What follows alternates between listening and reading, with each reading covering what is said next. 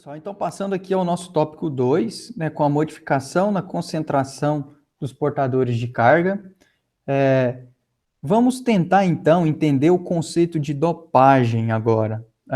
O que acontece? A partir da inserção de um átomo estranho à minha estrutura cristalina de silício, né, eu vou conseguir então estar modificando as características elétricas na verdade, o comportamento elétrico do meu material, da minha estrutura de silício. Primeira coisa vejam que eu disse a inserção de um material estranho àquela estrutura. Isso é o conceito de impureza. Sempre que eu vou inserir um material estranho à estrutura, né, uma impureza, é um material, então, é um elemento, material ou elemento, né, que é diferente daquela formada da estrutura, na formação da estrutura cristalina. Olha só, por exemplo, eu vou inserir um átomo de fósforo na estrutura cristalina do silício, né, por algum processo, né, algum tipo de processo tecnológico. Eu vou inserir um átomo de fósforo lá dentro da minha estrutura cristalina do silício e vamos ver o resultado, vamos ver o que acontece. Vejam vocês que o fósforo é um material, aqui na tabela periódica, que ele é pentavalente, ou seja, ele tem 5 elétrons na sua camada de valência, certo? E o silício é um material tetravalente. Então, quando eu for desenhar aqui, desenhando a minha estrutura cristalina de silício, então, desenhando silício, claro, existem outros átomos de silício aqui ao redor, que eu não vou estar representando nesse momento, para a gente ganhar um pouco de tempo. E lá no meio dessa estrutura de silício, eu vou colocar um átomo de fósforo. Agora, como que ficam as ligações? Os átomos de silício vão estar fazendo as ligações lá com seus vizinhos e vai estar ligando também com o átomo de fósforo, todos em busca da estabilidade, né? Compartilhamento de elétrons. Então, esse fósforo está aqui ligando com os átomos de silício e os átomos de silício ligando lá com os seus vizinhos. Então, está formando a minha estrutura, a minha rede do meu cristal. Acontece que, como o fósforo possui 5 elétrons na camada de valência, né, e ele fez o compartilhamento aqui de 4 com a estrutura cristalina de silício, vejam vocês que um elétron desse material, ele ficou sobrando. Então, aqui, existe um elétron aqui, existe um elétron que está sobrando ali naquela ligação, que ele não fez nenhum tipo de ligação com nenhum átomo de silício. E isso é um conceito muito importante, né? Justamente pelo fato de quando eu inseri o fósforo nessa estrutura, ele ter doado um elétron para ela, já que ficou um elétron sobrando, a gente chama o fósforo, nesse caso aqui, de átomo doador. Ele doou um elétron para a estrutura. Então, o fósforo, né, o átomo doador, no caso aqui, é o meu fósforo. Lucas, eu poderia utilizar, por exemplo, o arsênio, por exemplo, o antimônio, que é o USB. Poderia estar utilizando qualquer um desses outros materiais? Poderia, né? Poderia. Só estou dando um exemplo aqui com o fósforo. Olha só que interessante. Uma vez que agora eu formei um material que tem um elétron a mais, né, um elétron aqui nessa estrutura sobrando para vagar pelo meu material, eu vou chamar esse material de material tipo N. O N remetendo ao conceito de negativo. Negativo. Porque o elétron possui carga negativa. Mas aqui eu chamo a atenção de vocês para um ponto que é muito importante.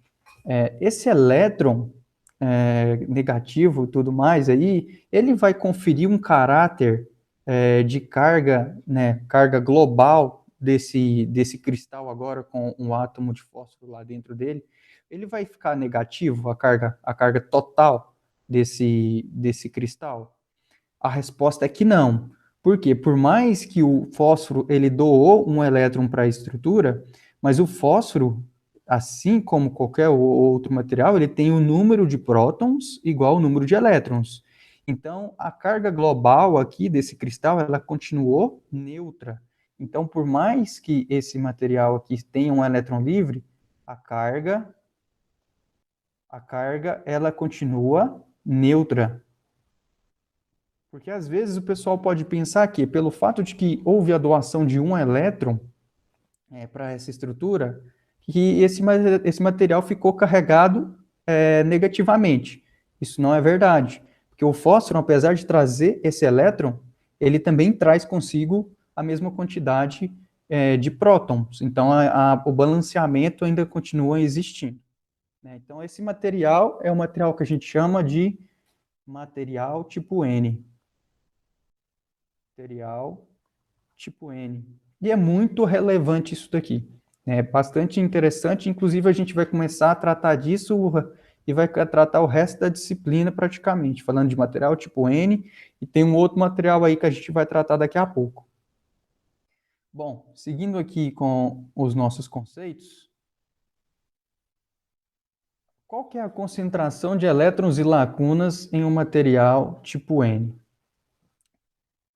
Lembra que eu trouxe para vocês a relação que a concentração de elétrons vezes a concentração de lacunas é igual à concentração de elétrons em um material intrínseco, só que elevado ao quadrado?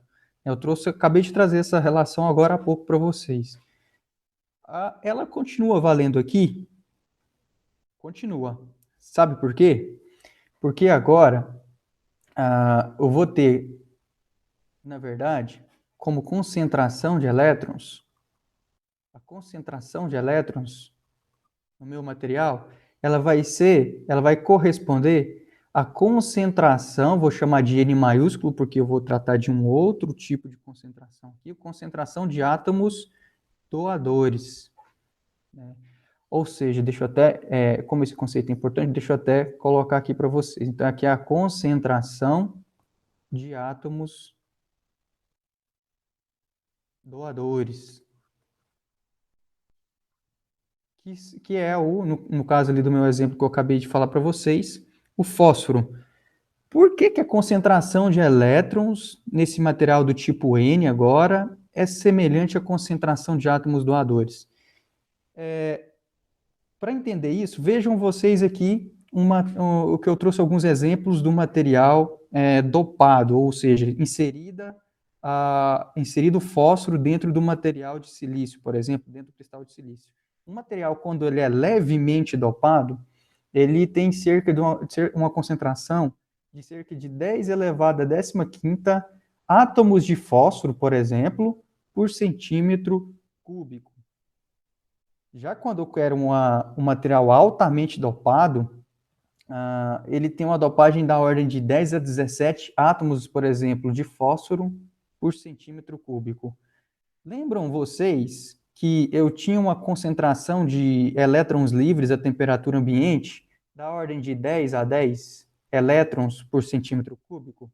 Como a ordem de 10 a 15 e 10 a 17 é muito maior do que a ordem de 10 a 10, né, e como cada átomo de fósforo traz um elétron livre consigo, a minha concentração de elétrons livres ela pode ser aproximada pela concentração de átomos doadores. Né?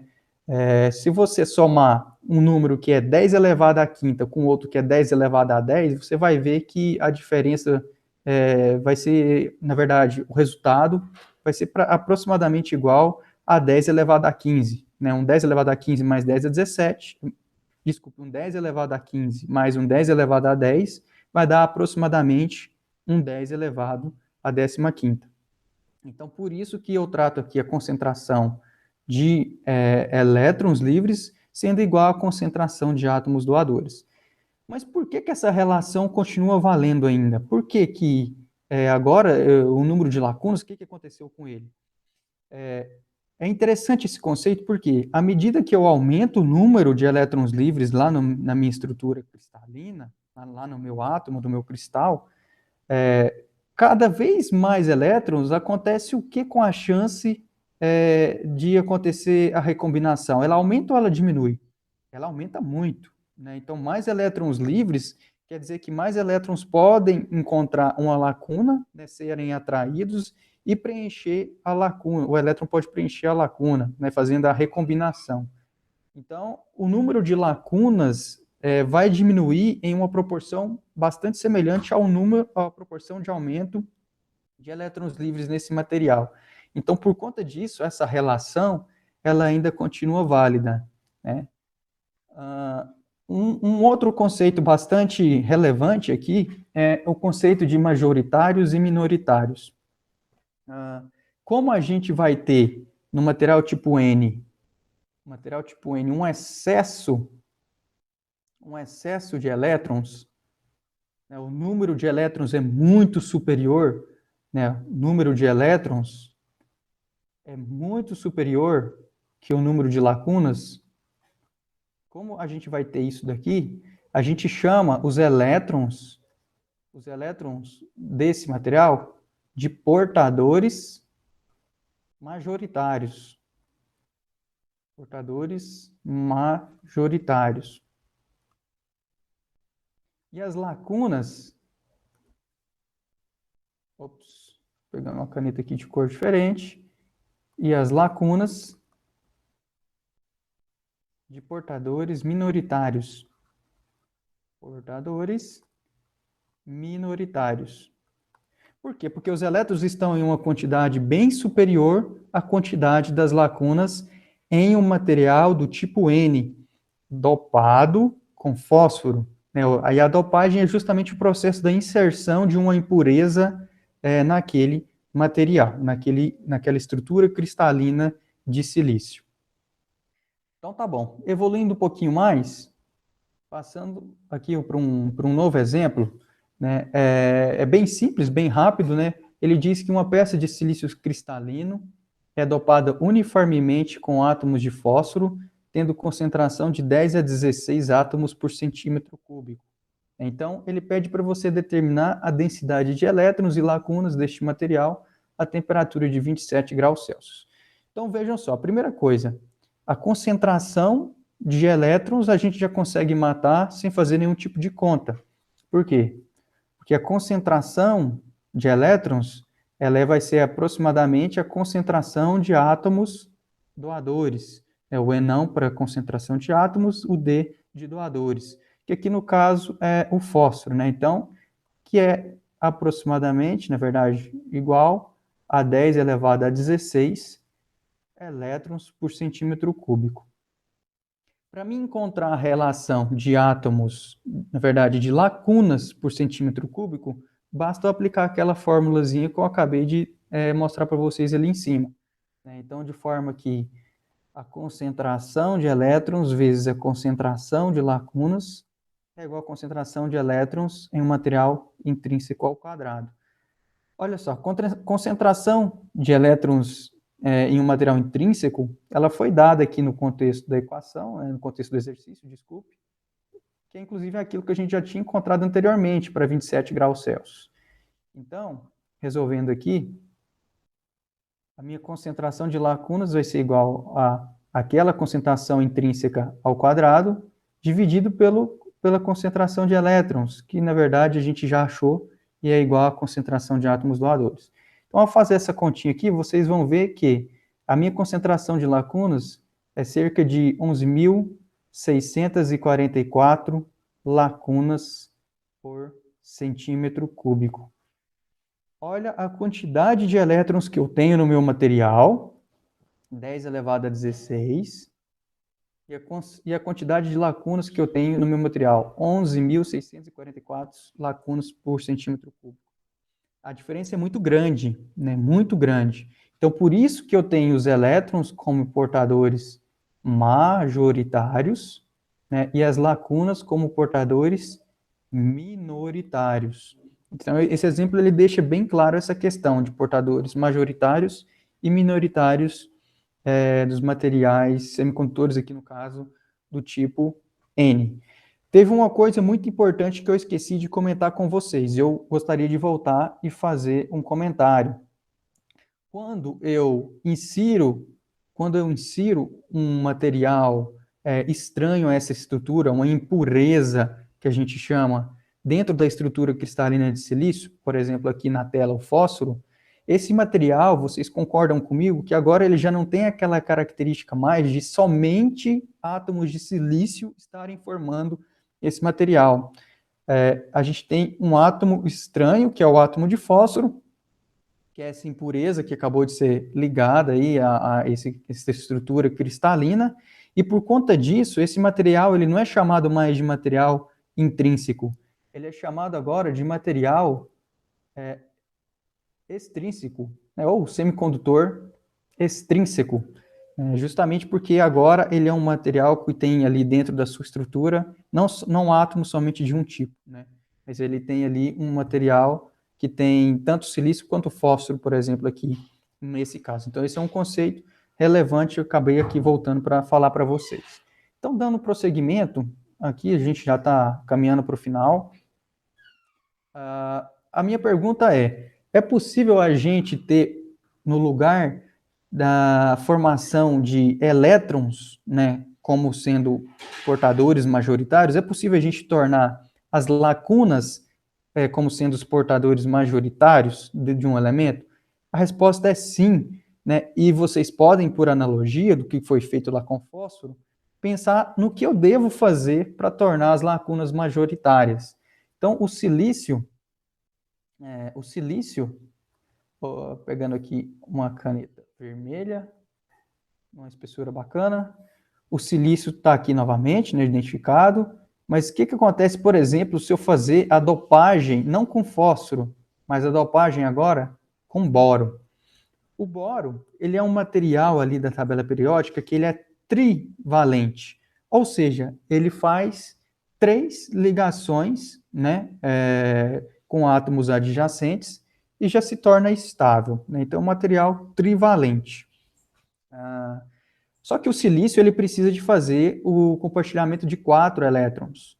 Então, o que vai acontecer é, uma das ligações ali vai ficar faltando fazer o compartilhamento, né? E é justamente isso que é o conceito da minha lacuna, a ausência de um elétron naquela ligação covalente, né?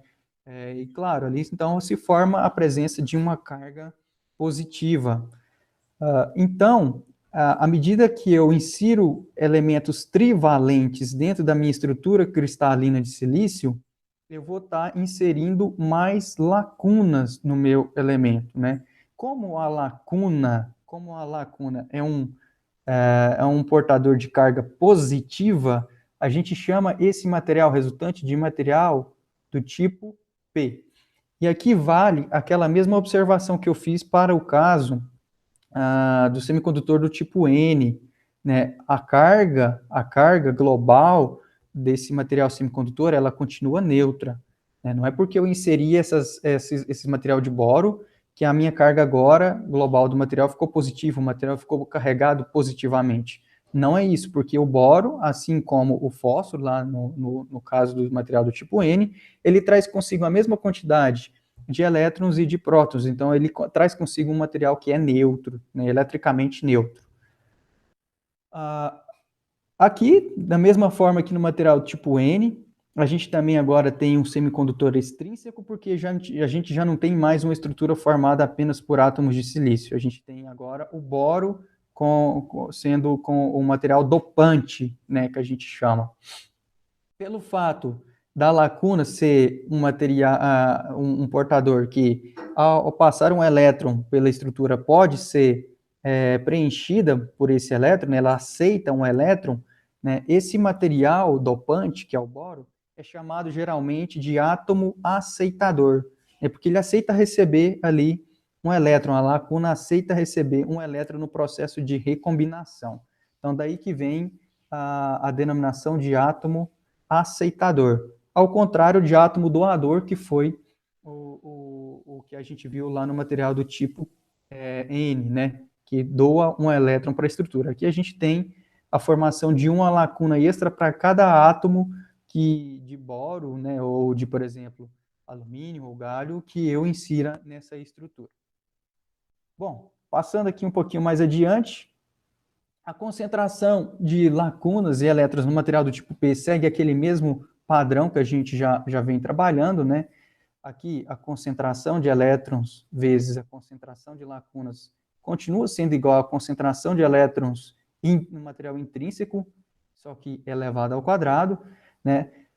Porém, conforme vocês já devem esperar, a concentração de lacunas em um material do tipo P, ela vai ser aproximadamente igual à concentração de átomos, concentração de átomos aceitadores, né? Já que os elétrons serão os portadores minoritários. Então, eu terei uma presença bem menos de elétrons do que de lacunas. Então, por isso também que as lacunas são os portadores majoritários desse material. E os elétrons são os portadores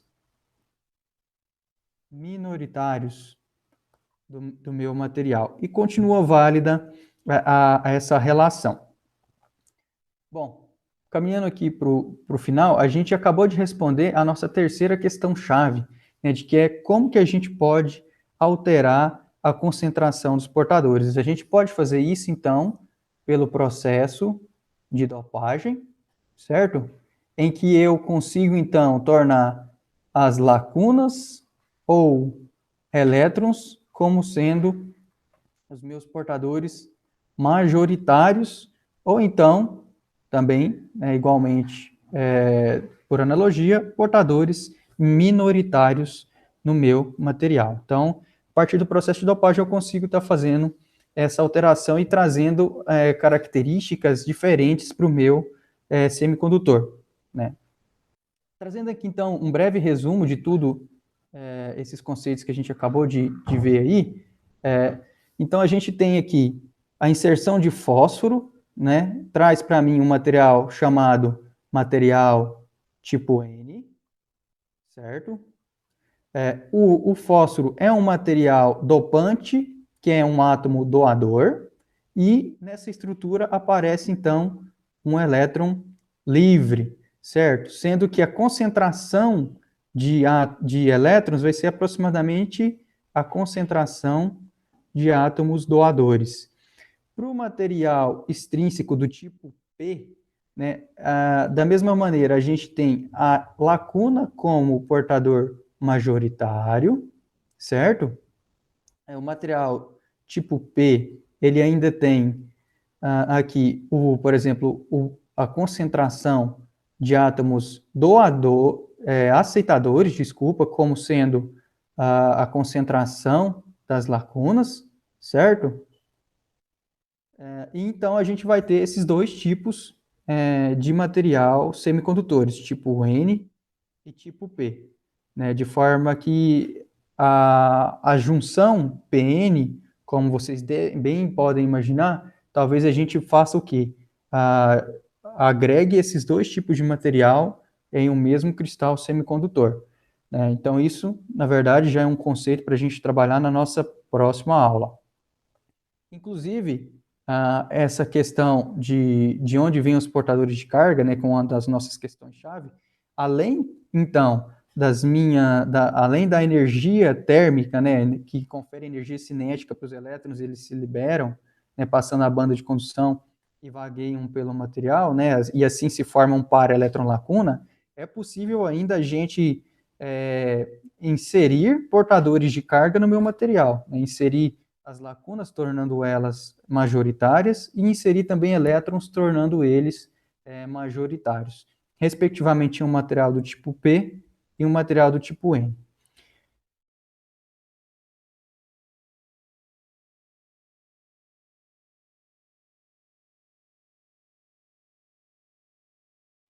Bom, pessoal, então já adentrando aqui aos conceitos da nossa aula de hoje, né, a gente já viu o conceito, né, tanto de portadores de carga, certo?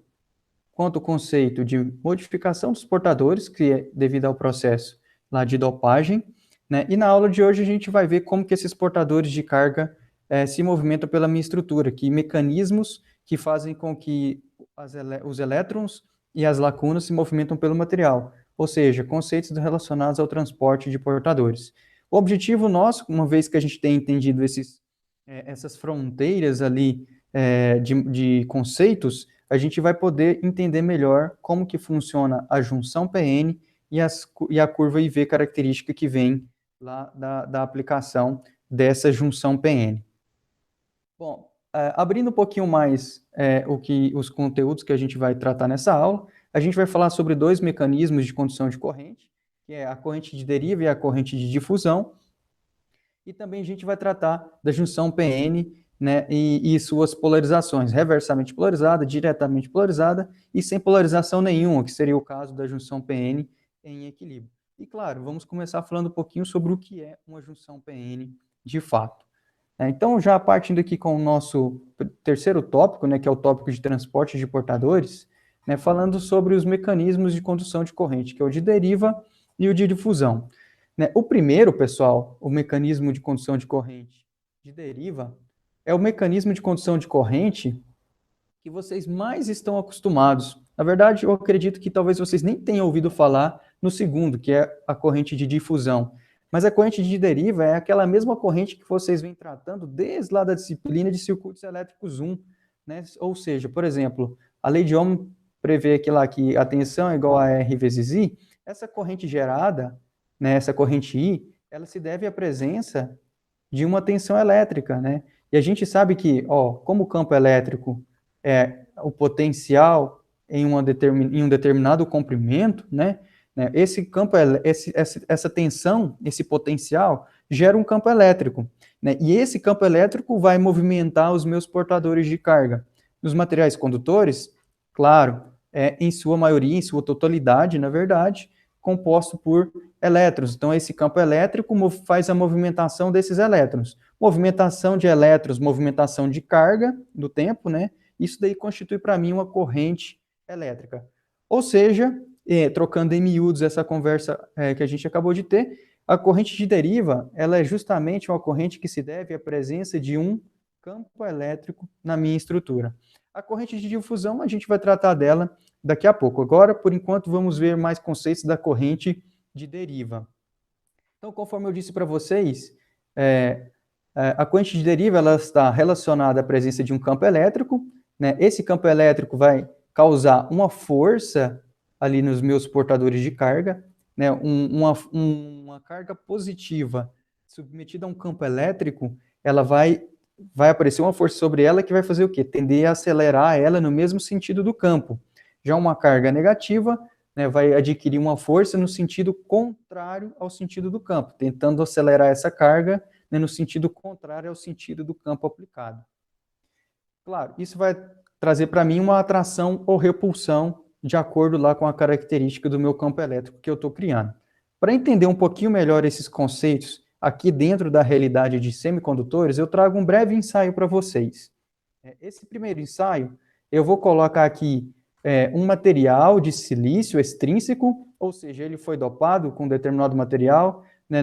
Não me interessa qual material que é nesse momento, pode ser boro, pode ser fósforo, enfim, seja ele material do tipo P ou do tipo N, ele não está importando para mim agora que tipo de material que é esse. Mas o fato é, eu peguei esse material, esse silício extrínseco, ele é do tipo N ou P, né, não é dos dois tipos, né, ou é um tipo ou outro, né, não interessa aqui para mim qual que é no momento, mas é um tipo apenas, né, e eu coloquei esse material, né, submetido a uma diferença de potencial elétrico V, qualquer aqui, né.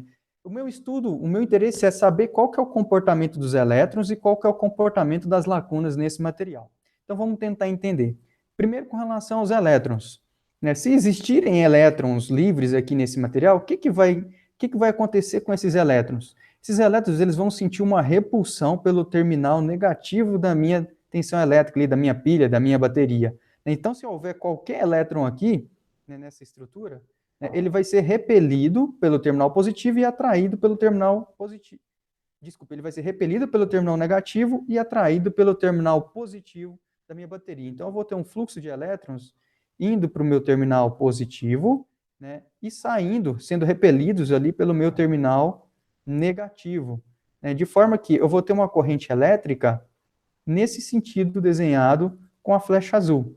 Né. Esse aqui vai ser o meu fluxo de elétrons, né, que vai haver por esse meu material. Essa aqui é a corrente básica que a gente está acostumado a tratar lá em circuitos elétricos, né? Claro, lá a gente vê o fluxo de elétrons, né? Na verdade, a corrente elétrica, né? Sendo o quê? O sentido convencional, que é contrário ao fluxo de elétrons.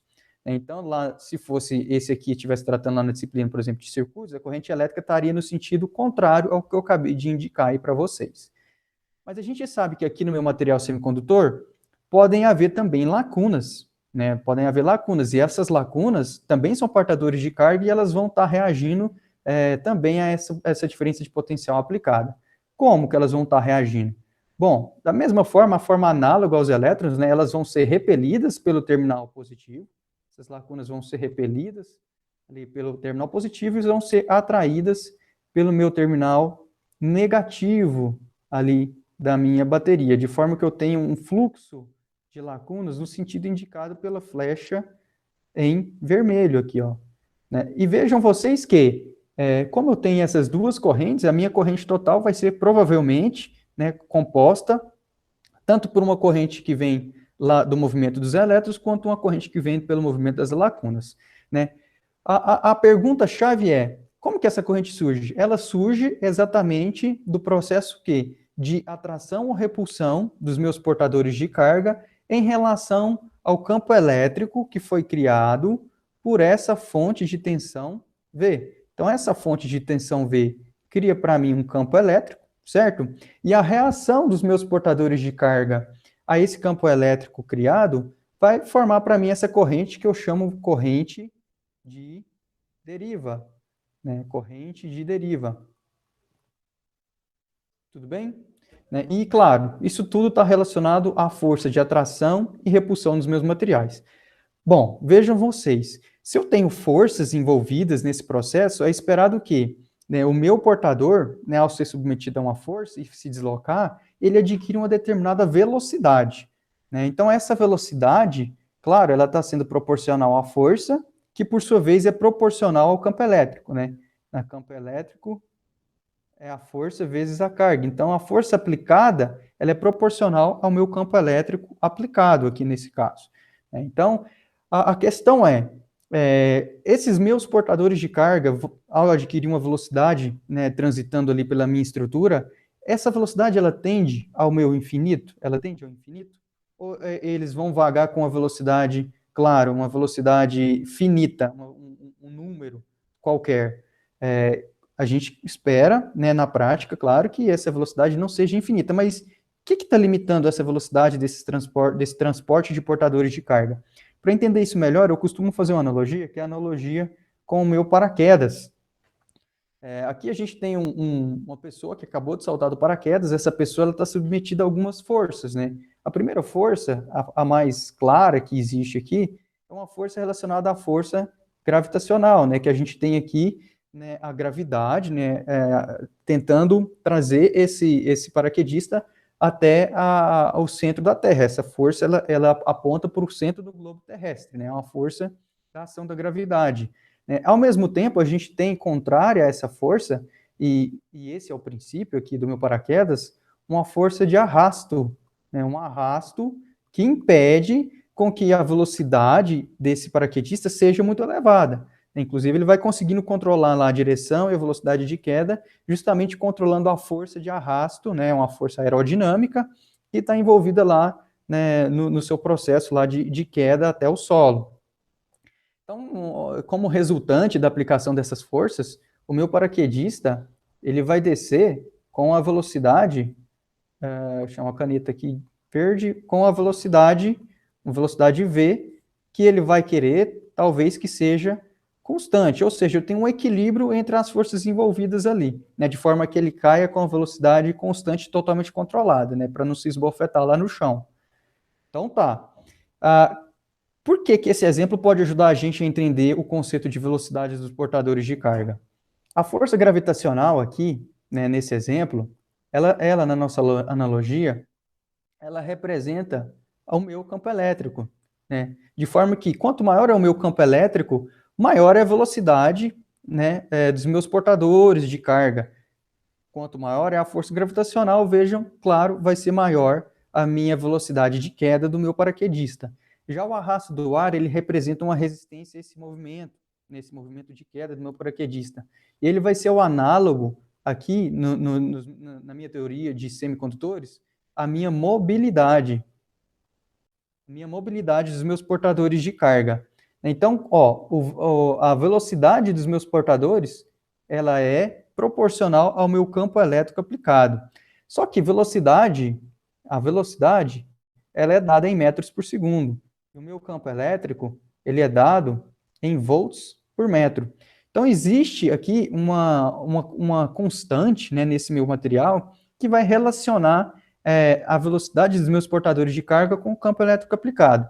E essa variável que vai relacionar e vai linkar a minha velocidade dos portadores com o campo elétrico aplicado é a minha mobilidade dos meus portadores. Mobilidade pode ser tanto dos elétrons, que é representado aqui pela letra μN, né, de elétrons, quanto a minha mobilidade de lacunas, o meu μP, né, a minha mobilidade de lacunas. Para trazer um pouquinho mais para o nosso mundo aqui numérico, né? Aqui eu trago para vocês exemplos de mobilidade nos 3 principais dispositivos condutores, dos materiais semicondutores que a gente tem. Vejam vocês, a mobilidade dos elétrons no meu átomo de silício é de 0,14 metro quadrado por volts por segundo. Essa unidade aqui justamente vai fazer o quê? Vai fazer a interface da velocidade com o campo elétrico. E a velocidade das lacunas no silício é de 0,05 metros ao quadrado dividido por volt por segundo. A primeira pergunta que se tem aqui é: por que a velocidade, né, a mobilidade, ou seja, o quão fácil é as lacunas se moverem, é menor do que a mobilidade dos elétrons? Lembram vocês lá da teoria que a gente viu na aula passada que a movimentação das lacunas ela está intimamente ligada, né? Na verdade, ela é dependente da quebra de ligações covalentes. Né? Uma vez que você tem a quebra de uma ligação covalente, por exemplo, por um efeito térmico, né? Um elétron ali conseguiu energia suficiente para saltar da camada de valência para a banda de condução, né? Uma vez que você tenha isso, formou-se o para-elétron-lacuna. Então, a lacuna ela é formada justamente nesse processo. Então, ela é dependente da quebra das ligações para estar se movimentando pelo meu material. Né? E o elétron não. O elétron, uma vez que ele esteja ali na camada, na banda de condução, ele já vai estar livre para vagar pelo material, desde que haja ali uma diferença de potencial, um campo elétrico aplicado na minha estrutura. Então, por isso, a movimentação das lacunas, ela é, sim, de fato, menor que a movimentação dos elétrons. Olha só no germânio, movimentação dos elétrons é 0,38, maior se comparado ao de silício, movimentação das lacunas 0,18, também maior se comparado ao elemento silício. O arseneto de galho, dentre os 3 aqui apresentados, ele apresenta a mobilidade de elétrons a maior, né, dentre os 3, e a mobilidade de lacunas um pouco menor. Né? Que isso daqui influi para mim? Vejam vocês que é esperado que um elétron transite pelo meu material de germânio mais rapidamente, né, do que no meu material de silício. E isso aqui traz características de aplicação muito interessantes. Né? Em aplicações, por exemplo, de frequências maiores, em que eu preciso de um movimento rápido dos meus portadores, uma resposta rápida do meu material, eu vou preferir estar utilizando materiais de arseneto de galho e de germânio, ao invés de materiais de silício. Isso, inclusive, é um dos principais motivos pelos quais semicondutores de germânio ainda são fabricados na atualidade. Então, a busca por velocidades maiores também, claro, de processamento de dados, por exemplo, sempre vai trazer para a gente a descoberta ou trabalho, né, de novos materiais semicondutores, no sentido de que eu tenha mobilidades de elétrons, de lacunas, cada vez maiores, né, a fim de que eu eleve, por exemplo, a minha velocidade de processamento de dados. Então, isso daqui já é uma característica elétrica fundamental na escolha de um dispositivo, de um material semicondutor, a ser utilizado em uma determinada aplicação. Bom, seguindo um pouquinho mais adiante, É possível, vocês já deveriam esperar por isso, eu obter um paralelo, né, entre a mobilidade dos meus portadores de carga e a resistividade do meu material, né? A resistividade lá para um material condutor, a gente sabe, né, que resistência é igual a ρ vezes L sobre A, né? Isso daqui, ou seja, a resistência de um material ela é dependente da resistividade intrínseca daquele material, do comprimento e da área de seção transversal daquele material. Nos materiais semicondutores vai ser um pouquinho diferente. Por quê? Porque aqui, além dos elétrons, a gente também tem a presença de lacunas. E essa aqui é a equação que faz para mim a interface entre a resistividade, essa letra grega ρ é a resistividade, sendo que a unidade é ohm vezes metro, certo? E a minha mobilidade do meu material semicondutor, mobilidade e concentração, claro, de elétrons e lacunas que vai estar influenciando isso, né? Aqui a minha mobilidade de elétrons, certo? E a minha mobilidade de lacunas do meu material semicondutor. Uma característica interessante de cara, já dá para vocês notarem que à medida que a minha mobilidade, tanto de elétrons quanto de lacunas, ela aumenta, o que acontece com a minha resistividade? Ela diminui, né, já que eu tenho aqui a mobilidade no meu denominador dessa equação. Então, maior mobilidade de elétrons e lacunas, né, quer dizer que o meu material vai ter uma menor resistividade. Além disso, eu consigo controlar a resistividade do meu material semicondutor a partir da concentração de elétrons livres e de lacunas presentes nesse material. Tá vendo aqui a importância dos materiais semicondutores? Eu consigo ter um material totalmente controlado, né, a partir dos processos de fabricação desse material, né, que lá no processo de dopagem eu já vou ter um controle sobre a concentração de elétrons livres e concentração de lacunas no meu material, né? Isso daí já traz características muito interessantes, né, elétricas aqui para o meu material, para o meu dispositivo semicondutor. Uma vez dito isso, a gente pode parar para pensar já em termos de densidade de corrente, que é corrente por unidade de área, né? Que é o que nos interessa aqui de fato, né? Porque a partir do mecanismo de deriva, eu vou ter uma determinada densidade de corrente, essa densidade de corrente vai me gerar uma corrente elétrica pelo meu material.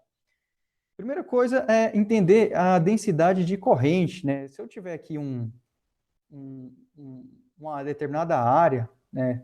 Uma determinada área para esse material, né?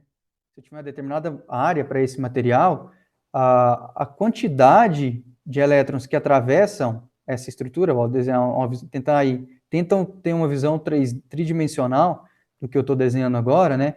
Se eu tiver portadores de carga passando por essa área, né? Esses portadores de carga atravessando essa área aqui vão estar, claro, movimentando uma determinada carga elétrica. Uma variação de carga elétrica em um determinado tempo é uma corrente elétrica, né? Então, aqui, que eu desenhei aqui uma área, né, uma área de seção transversal desse material, né, e essas flechas vermelhas indicam para mim a minha variação de carga, né, a carga que está passando ali por aquela estrutura, por aquela área de seção transversal, em um determinado tempo, né? A variação dessa carga no tempo vai me dar uma corrente elétrica. Essa corrente elétrica, né, por área, por unidade de área, né, ela pode ser escrita na forma de mobilidade do meu portador de carga, aqui, por exemplo, a mobilidade dos elétrons. Ela é dependente também do campo elétrico aplicado.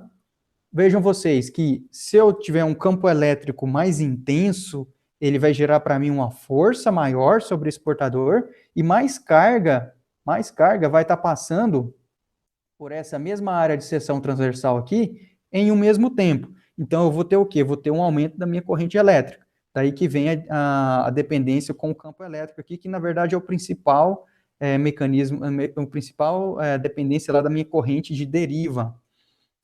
Depende da concentração dos portadores de carga, né, concentração aqui de elétrons, que a gente está conversando aqui primeiro dos elétrons, né? Claro, se eu tiver uma concentração maior de elétrons, espera-se que, para o mesmo campo elétrico aplicado, mais carga elétrica passe por aquela área de seção transversal ali, do que se eu tivesse uma concentração mais baixa de elétrons, né?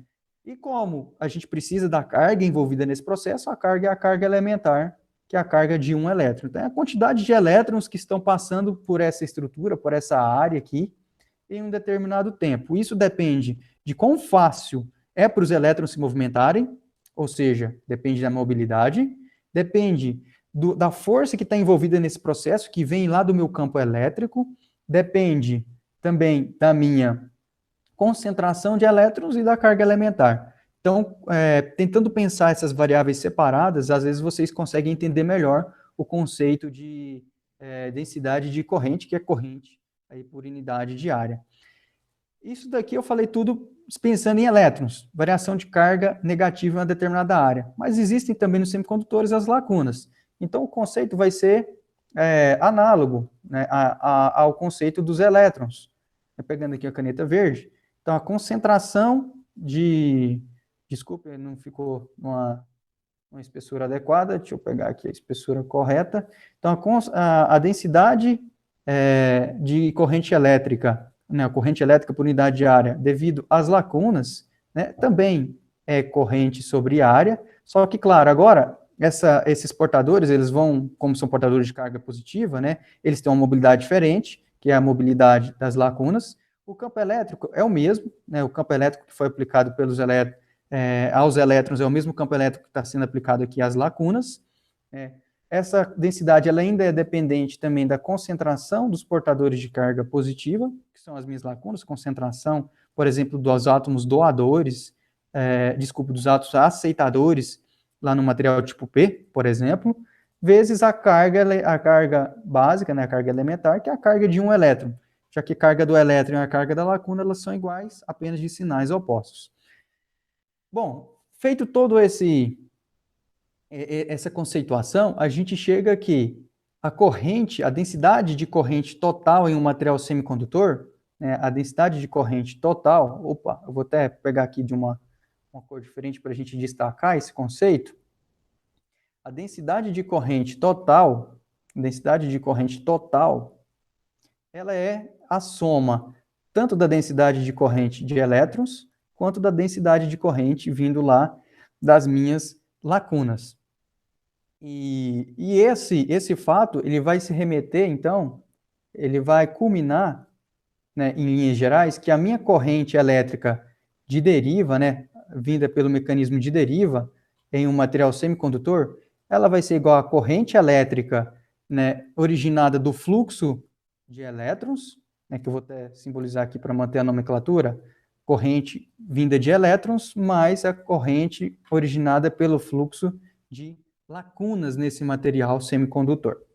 Então, essa relação aqui é a relação que vai, então, definir para mim a corrente de deriva nos materiais semicondutores.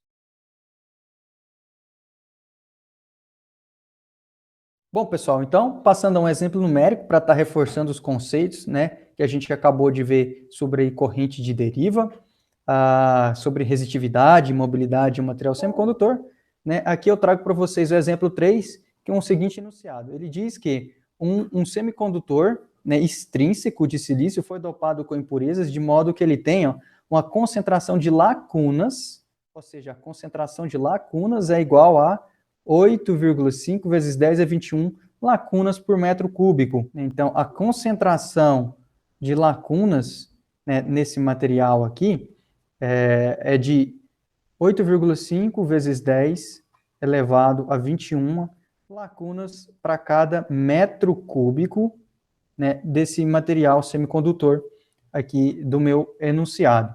A concentração de elétrons nesse material intrínseco, veja vocês aqui, é importante a gente estar fazendo essa separação dos conceitos, né, são elétrons no material intrínseco, né?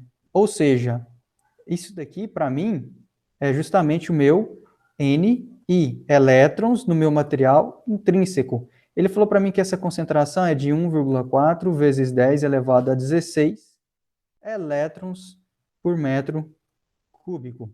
Primeiro ele pergunta, formou-se um material semicondutor do tipo P ou do tipo N? A gente sabe que no material condutor do tipo P, né, há um excesso de lacunas e as lacunas são os portadores majoritários. No material tipo N, há um excesso de elétrons e os elétrons são portadores majoritários.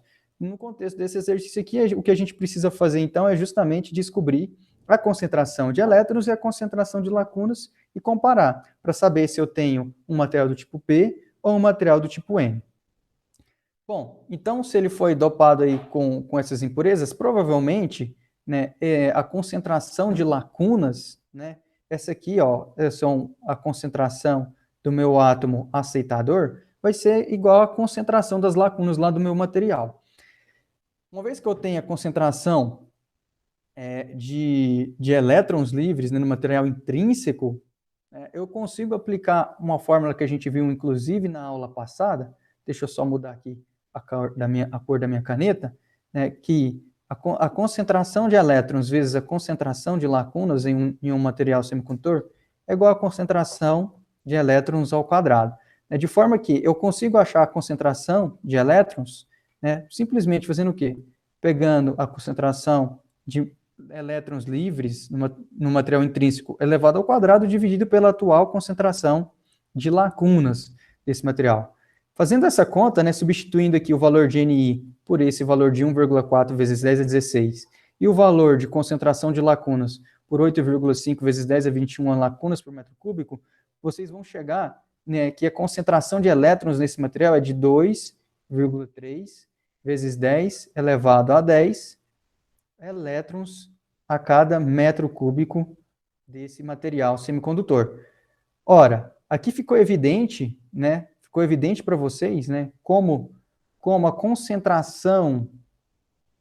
Então, respondendo aqui a minha parte 1 do meu enunciado, né? Como a concentração de elétrons ela é muito menor do que a concentração de lacunas, a gente tem, então, como resultado que esse material aqui é um material do tipo P, sendo que as lacunas são os portadores majoritários do meu material semicondutor. Então, formou-se um material semicondutor do tipo P. Essa foi a primeira parte do meu exercício. Logo em seguida, ele pede para você calcular a resistividade extrínseca. Por quê? Porque esse material foi dopado, né? Qual que é a resistividade extrínseca desse material? A equação que vai dar para a gente a resistividade, inclusive ele deu ali como dado a mobilidade tanto de elétrons quanto de lacunas, né, nesse material. A equação é justamente a equação que a gente trabalhou aqui um pouquinho antes, que é essa equação que eu mostro aqui agora na tela para vocês, né? Então, aplicando essa equação aqui, a gente vai conseguir encontrar a resistividade desse material extrínseco do tipo P.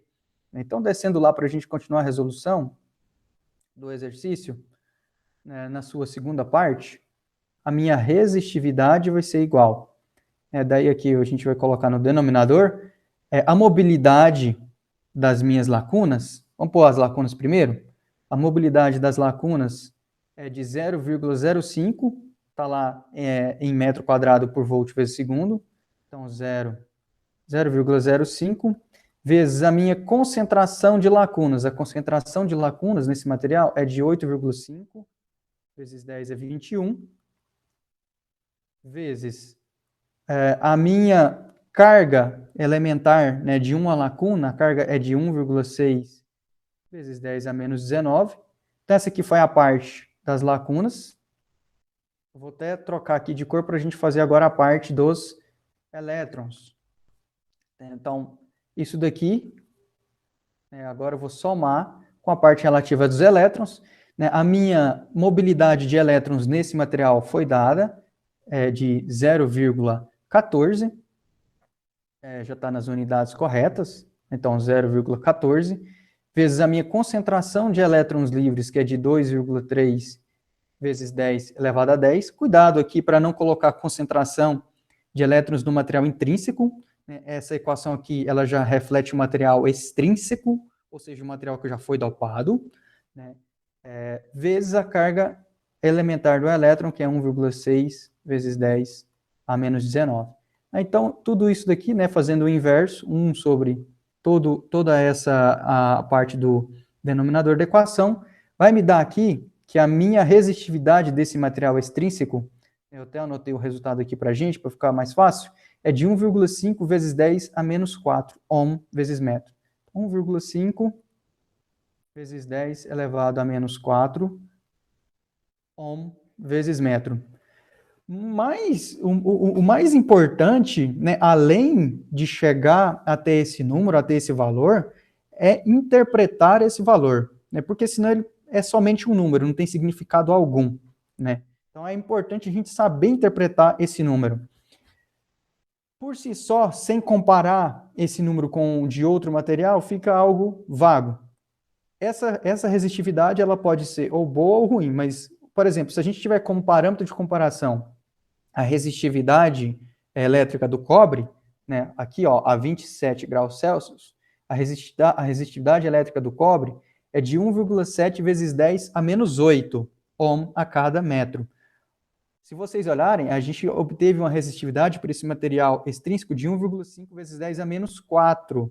Ou seja, por mais que esse semicondutor ele foi dopado ali formando um material do tipo P, ainda assim a resistividade dele nem se aproxima, na verdade a condutividade, né, nem se aproxima da condutividade do cobre. Lembrando que condutividade é justamente o inverso da resistividade. Mas, entretanto, se você comparar, por exemplo, a resistividade do material que a gente dopou, né, e formou um material do tipo P, com a resistividade do silício intrínseco, né, vocês vão ver que a gente melhorou muito a condutividade, né, ou a gente diminuiu muito a resistividade desse material em relação à estrutura cristalina de silício puro, né, um material intrínseco de silício. Então, claro, a gente aqui alterou a nossa nosso material a fim de que a gente tenha um comportamento elétrico um comportamento elétrico melhor, né, no meu material do tipo P em relação ao comportamento que teria um cristal de silício puro. Então é sempre importante, pessoal, às vezes a gente chega em um número, mas a gente não sabe o que esse número representa, né? Então vejam vocês que a partir de uma breve comparação da resistividade desse material extrínseco com o cobre e depois comparando também com o silício intrínseco, eu vi que ali eu tive um parâmetro de comparação, a fim de que eu tenha aqui agora uma base para mim falar se esse material ele está com uma boa condutibilidade elétrica ou não. Melhorou bastante, mas claro, ainda não nem próximo de uma resistividade, né, de uma condutibilidade que apresenta lá, por exemplo, é apresentado pelo cobre. Tudo bem? Então tá. Então agora a gente pode passar então para a nossa próxima parte.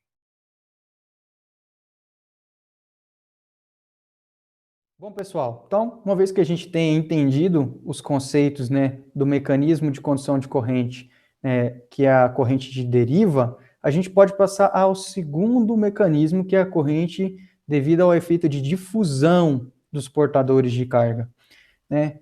A chave para entender, né, esse mecanismo de condução de corrente é justamente entender o que é uma difusão, né, que, claro, não está só relacionado aos portadores de carga. Uma analogia bastante útil para tentar entender o conceito, né, o mecanismo de condução de corrente por difusão, é o uso de um conta-gotas, né, em que você coloca uma gota de tinta dentro de um copo com água, né? Qual é o efeito esperado?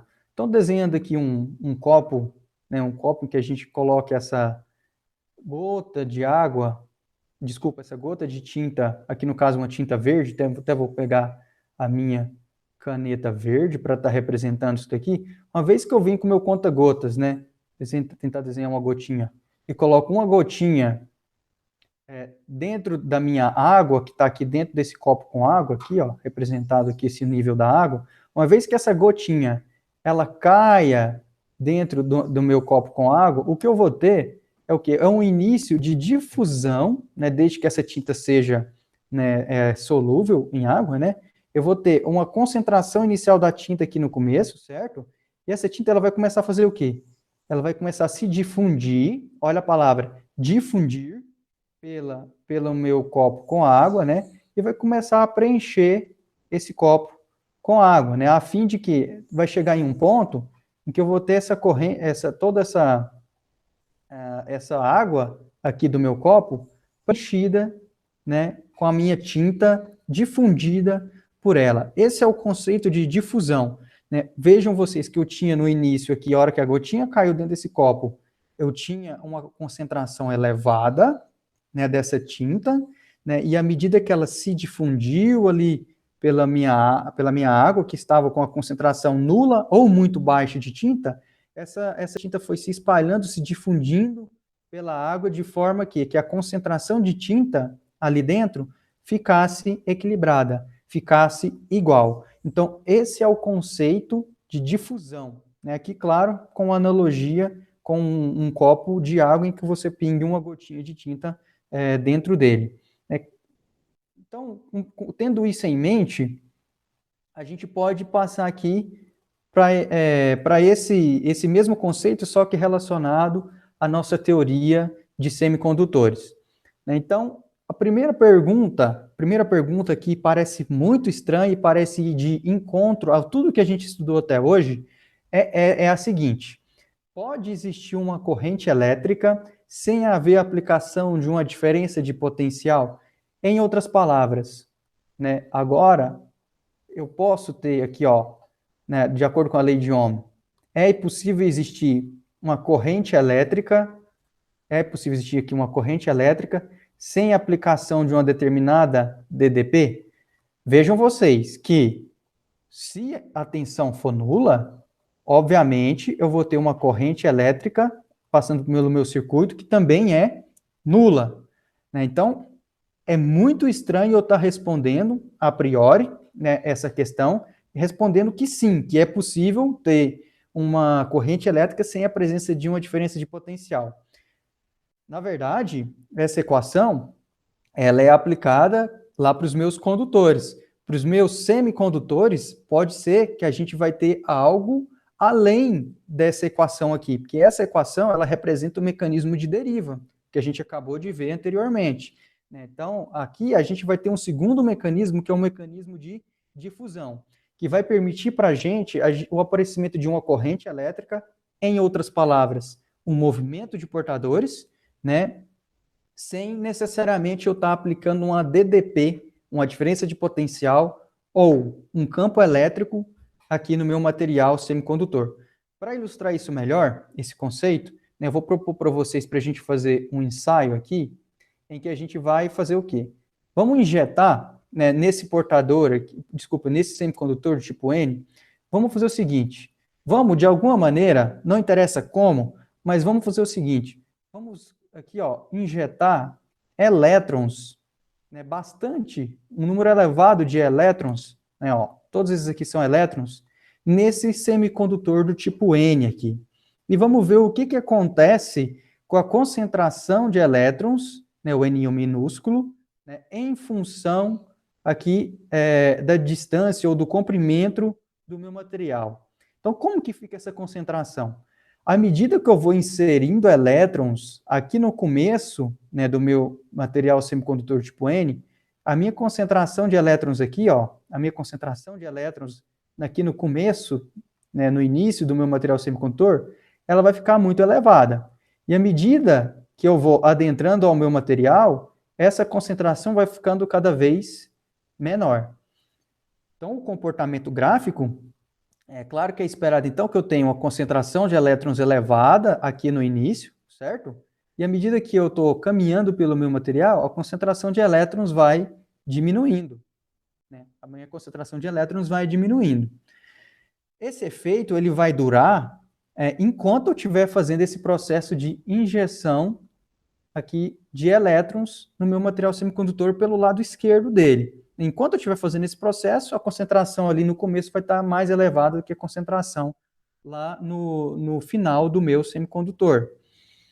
A questão é, aqui existe uma corrente elétrica relacionada a esse processo? Bom, à medida que esses elétrons eles estão sendo injetados aqui na minha parte esquerda, mais à esquerda do meu material, né, esses elétrons vão se movimentando, eu vou até desenhar eles aqui, ó, à medida que esses elétrons vão se movimentando de uma região de maior concentração, certo? Uma região maior concentração, até não vou representar como positivo, vou representar mais como símbolo de maior que.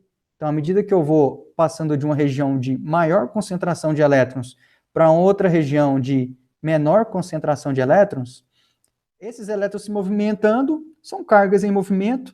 Cargas em movimento, então quer dizer que a gente tem uma corrente elétrica envolvida. Então, e aqui, nesse caso, é diferente de zero, né? Porque há uma movimentação de elétrons de um início com alta concentração, né? À esquerda ali, uma elevada concentração de elétrons, para a direita do meu material com a baixa concentração de elétrons. É que nem eu estivesse colocando aqui, ó, fazendo analogia lá com o meu copo com água, em que eu pingo a gotinha de tinta, né? A gotinha de tinta ela está entrando pelo lado esquerdo do meu material, e a tinta vai se difundindo pelo copo de água, né? Aqui no meu caso representado pelo meu material semicondutor, né? A fim de que se tenha uma concentração mais igualitária possível. Só que como eu estou com um processo contínuo de injeção de elétrons nesse material semicondutor, sempre aqui no começo vai haver uma concentração de elétrons mais elevada. E à medida que esses elétrons, então, se movimentam numa expectativa de se igualar a concentração pelo meu material semicondutor, há um movimento de portadores. O movimento de portadores me permite o aparecimento de uma corrente elétrica. Vejam que não conversei aqui, né, em termos de diferença de potencial, não conversei em termos de campo elétrico aplicado.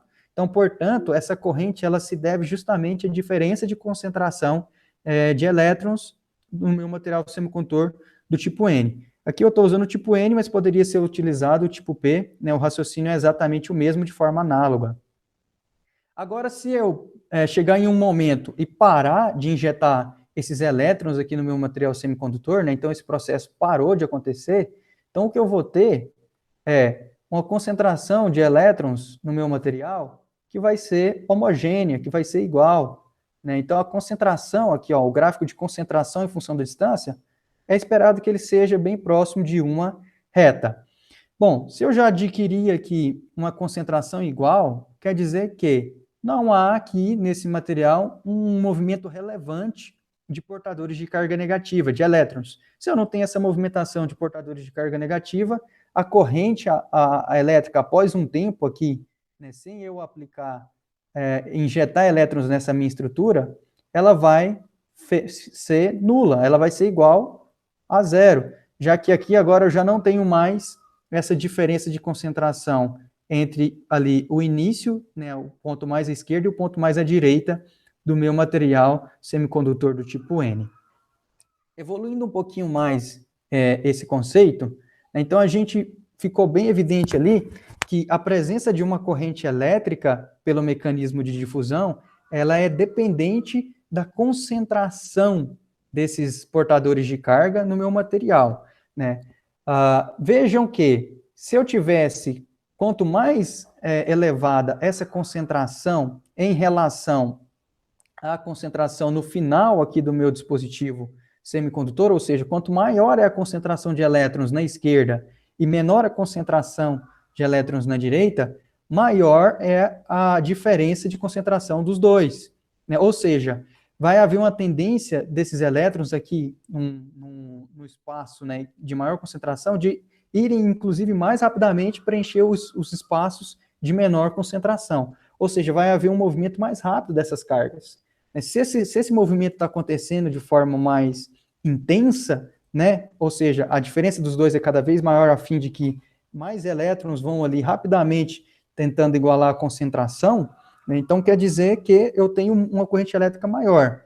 Então, a densidade de corrente, nesse caso, ela é proporcional à minha diferença de concentração, né, ou à inclinação da minha concentração em função do comprimento do material.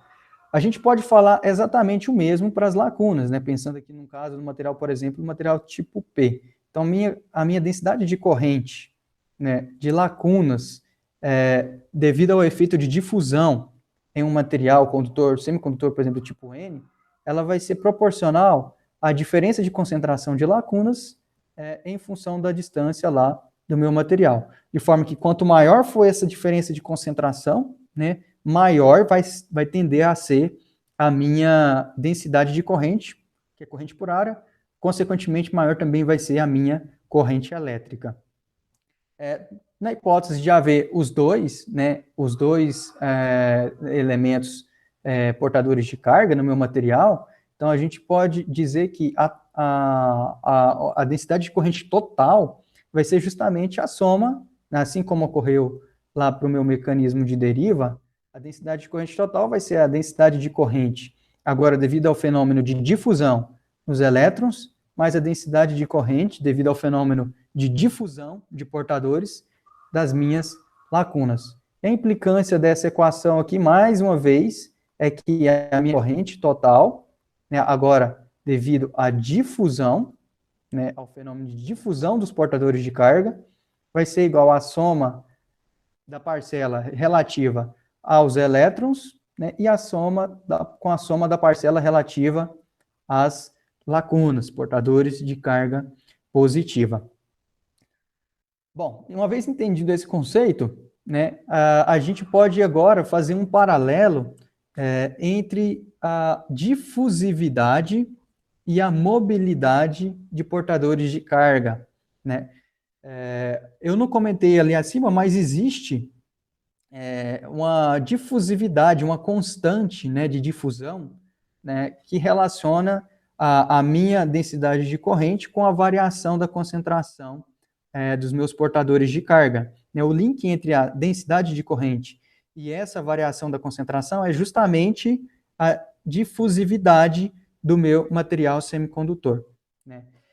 Como lá na deriva, lá no mecanismo de corrente de deriva, a gente tinha uma relação entre velocidade, né, e campo elétrico como sendo a mobilidade, né? A mobilidade é justamente aqui a relação entre a minha velocidade e o campo elétrico. Né?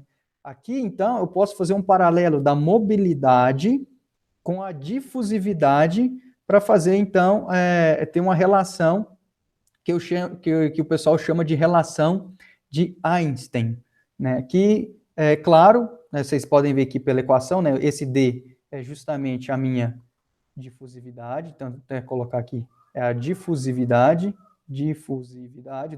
do meu material semicondutor. Mi é o que a gente já viu lá na parte anterior, que é a mobilidade.